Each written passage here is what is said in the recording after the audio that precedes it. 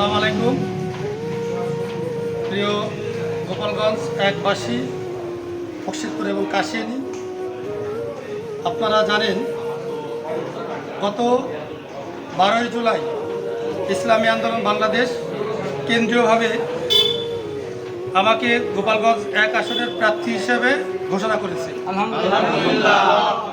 সেই সূত্র ধরে 12 তারিখের পরেই বকশিতপুরের বিভিন্ন জায়গায় আমরা সাধারণ মানুষের কাছে এই তথ্যটাই জানাচ্ছি, আগামী নির্বাচন হাত পাখার নির্বাচন, এবং এই নির্বাচন উপলক্ষে আমাদের বকশিতপুর এবং কাশিয়ানীর প্রত্যেকটা ওয়ার্ডে আমরা গণসংযোগ চালিয়ে যাচ্ছি। তারই ধারাবাহিকতায় আজকে আমরা বকশিতপুরের সকল ইসলামী আন্দোলন, মুজাহিদ কমিটি সহ সকল সহযোগী সংগঠনের ইউনিয়ন সভাপতি, সেক্রেটারি এবং সাংগঠনিক সম্পাদকদেরকে ডেকেছিলাম। আজকে আমাদের বকশিতপুরের প্রোগ্রামটা খুব স্বতঃস্ফূর্তভাবে অনুষ্ঠিত হয়েছে। আমরা যেটা প্রত্যাশা করেছিলাম যে আমাদের যেই টার্গেট ছিল মানুষের, তার চেয়ে 3 গুণ বেশি মানুষ আজকে উপস্থিত হয়েছে।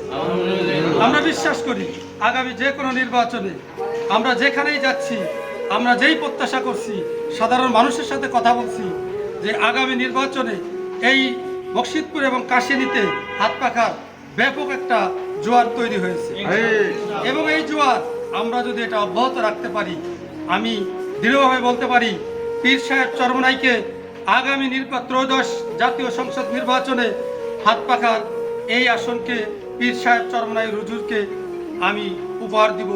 এটা আমি আপনাদের সামনে বলছি, এবং আমি বাস্তবে সেটা দেখিয়ে দিব। বকশিতপুর এবং কাশিয়ানী এটা হাত পাখার ঘাঁটি। এখানে পতিত সরকার চলে যাওয়ার পর এখানে অন্য কোনো দলের সেরকম কার্যক্রম আমরা লক্ষ্য করি নাই।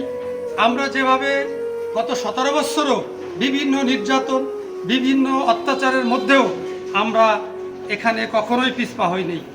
যেহেতু 17 বছরে আমরা পিছপা হইনি, এখন একটা সুযোগ এসেছে, জনগণও আমাদেরকে বলতেছে এই সুযোগকে কাজে লাগিয়ে আগামী ত্রয়োদশ জাতীয় সংসদ নির্বাচনে গোপালগঞ্জ এক তথা বকশিতপুর কাশিয়ানীতে হাত পাখার প্রার্থী জয়লাভ করবে।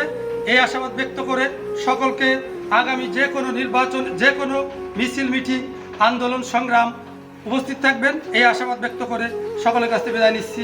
আসসালামু আলাইকুম ওয়া রাহমাতুল্লাহি ওয়া বারাকাতুহু।